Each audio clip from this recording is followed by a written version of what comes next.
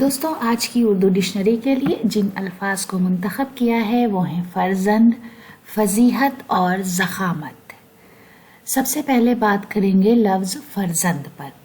فرزند کا مطلب ہے بیٹا، پسر۔ پتر، پوت، آتمج اور لڑکا، میل چائلڈ اور سن۔ مثال کے لیے والد کو پسر سے بڑی امیدیں ہیں۔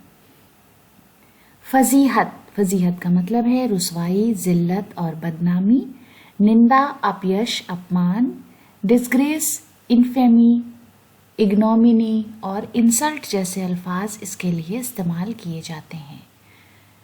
اس طرح ہم جملے میں استعمال کریں گے، انسان کو ایسے کام نہیں کرنے چاہیے جس سے فضیحت ہو۔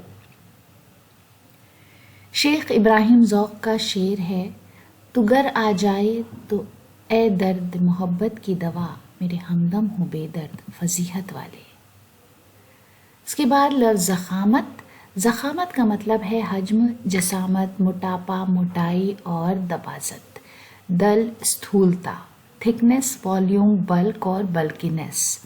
عام طور پر یہ کتابوں وغیرہ کے حوالے سے استعمال کیا جاتا ہے۔ اگر کتاب بہت موٹی ہے تو ہم بولتے ہیں ضخیم ہے۔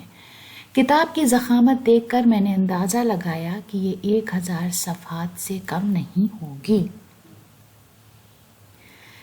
رشید نثار کا شعر ہے، قرائے ارس پہ نقطے کا نشاں تھا ورنہ اپنے سائے کی ضخامت سے بڑا تھا میں بھی۔